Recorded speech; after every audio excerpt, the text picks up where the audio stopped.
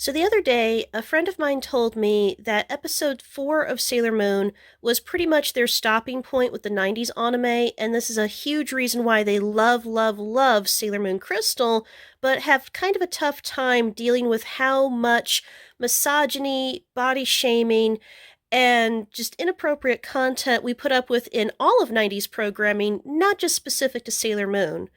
Now, again, I totally love the 90s Sailor Moon anime, but they are right. This was a very problematic episode. And by the way, thank you so very much, Hulu, for the Toasted Baguettes Panera Bread ad over an episode that is about weight loss. Could we be any more tone deaf? But I digress. This is known as the body shaming episode.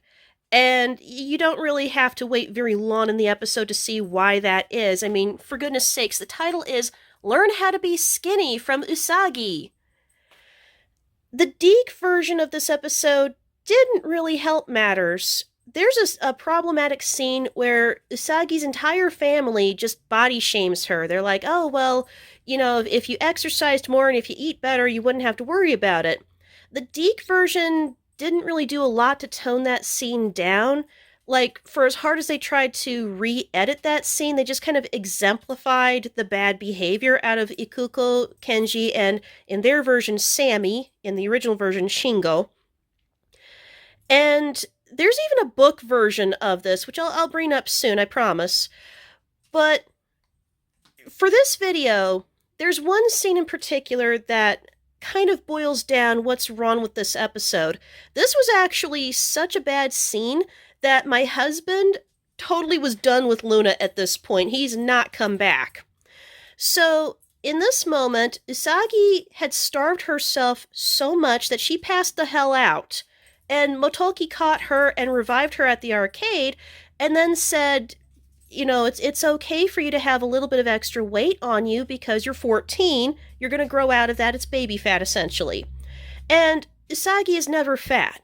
She's never, ever fat in the entire series. I've watched all 200 episodes. I have never seen this girl fat, ever. So I don't even understand the body shaming. Body shaming would be wrong if she was larger to begin with, but you're body shaming a kid for being something she's not. Usagi is a skinny girl. I really don't understand it. But anywho, I could go on all day about this. This scene in particular, I've got it on mute, copyright reasons, here come the bubbles, there you go. This scene in particular kind of seals the deal, and this was what made my husband done with Luna.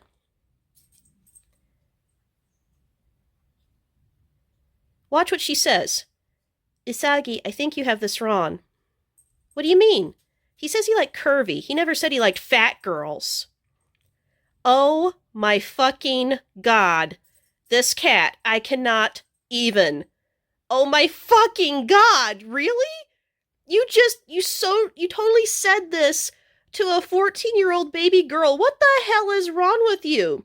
Who raised you on planet Mao? You don't ever say that to anybody, but especially not a 14-year-old impressionable baby girl. And the reason why is because they're going to take it exactly where Usagi's taking it. You don't want this kid coming out with some sort of eating disorder. What is your freaking problem? Don't treat our moon princess this way. And granted, she doesn't know yet this is the moon princess, but she's still our superhero. You need her to save the Earth. Don't do this. So this is the Tokyo Pop / Smile Books light novel version of this episode. This is book number 2, The Power of Love. They only produced 8 of these light novels, and they were kind of a blend of the Deke version with the Japanese version. So they kind of had the right to novelize episodes that have been cut out by Deke, and they also had the right to novelize episodes using either the Japanese or the Deke versions of the episode. It was entirely up to them. So how do you think they handle episode 4? Well, let's go to page 30. Guess what? Not the hell much different. Serena rolled her eyes. That would be Usagi, for those of you who didn't grow up with the 90s dub. Luna, to show you how much you know, Andrew, that's Motoki, actually likes chubby girls. So there. No, Serena, Luna countered because they made her sound like Mrs. fucking Potts for some reason in the Deke version. He said he likes a girl with some meat on her. That's quite different from chubby. My God, Serena thought, and my God, I thought, Cat, are you freaking serious? She's a skinny 14-year-old kid. Lay off of her. The closest we get in the manga to a version of this episode comes to us in the form of Codename Sailor V. Now, for those of you who don't know, Sailor Moon is actually a spin-off of Codename Sailor V. This actually started in August of 1991 and actually continued until after the Sailor Stars manga wrapped up in 1997. It ran at the same time as Sailor Moon. Now, the story follows Minako for an entire year before she meets the other girls. So please keep this in mind. This is a 13-year-old baby girl. She's only been a teenager for a minute. So, opening the book here. I should do my manga reviews of this, shouldn't I? Yes, I should. So, the version of this story pops up in Volume 9, Sailor V versus Deburine. Now, in this one, it's a little bit different, where all the girls at Minako's school, they start getting into these really pretty chocolates. And the chocolates have a fantastic taste to them. But, let me go a few more minutes. There we go. Yeah, these chocolates look freaking amazing, right? They look like little roses. Well, the issue is that they're evil chocolates. What do the evil chocolates do? They make the girls gain weight. Oh my God, this is a lot of 90s just happening all at once. This prompts Artemis to give Minako absolutely, positively no chill, and it causes a lot of the boys at the school to just stop talking to the girls altogether or start bullying them because now they're large, so that means I can bully you. This is so much fat shaming, I literally can't even.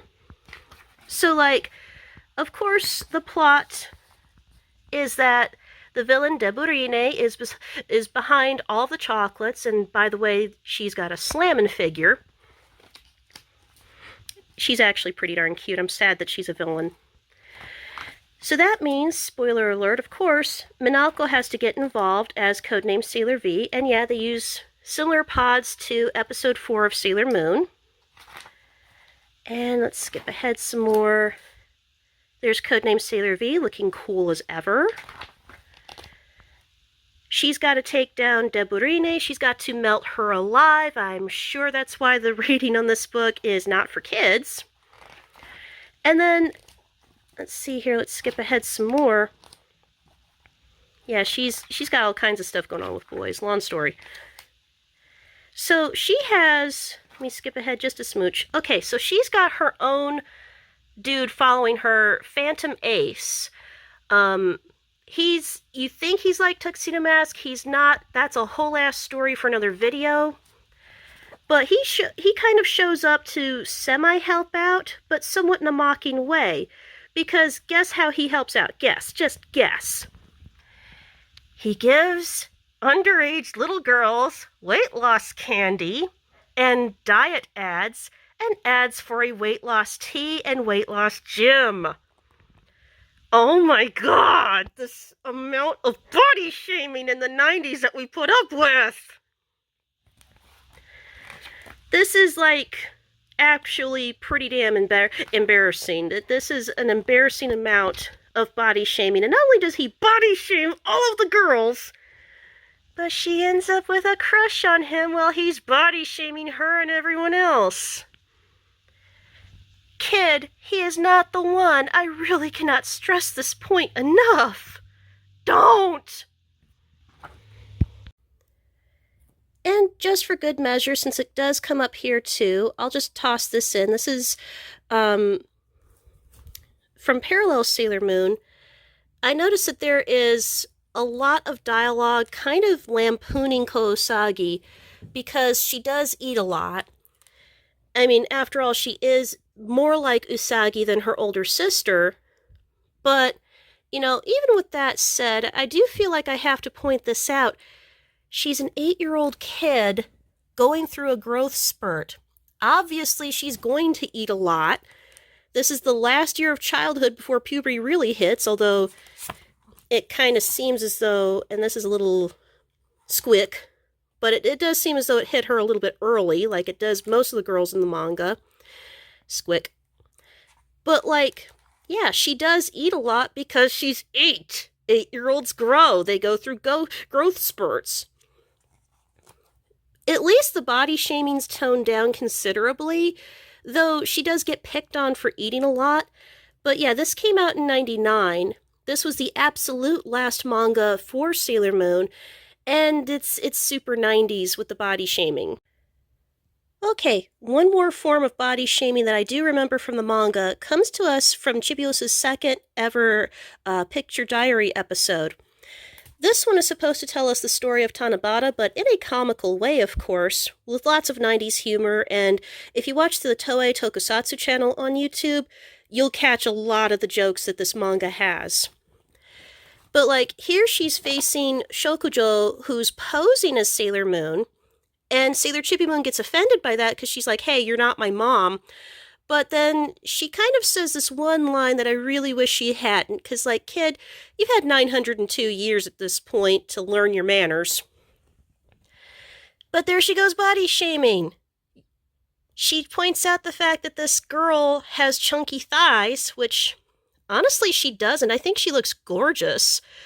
But she's like, she's a fraud. Sailor Moon's legs are not that chunky. And that's what actually turns her back into Shokujo. And, like, she does get kind of body shamed, not just for her thighs, but because she doesn't really wear makeup. And when her husband catches her without makeup, he acts really cold towards her. And I just, oh my god, that's so much 90s. I really don't find that fair.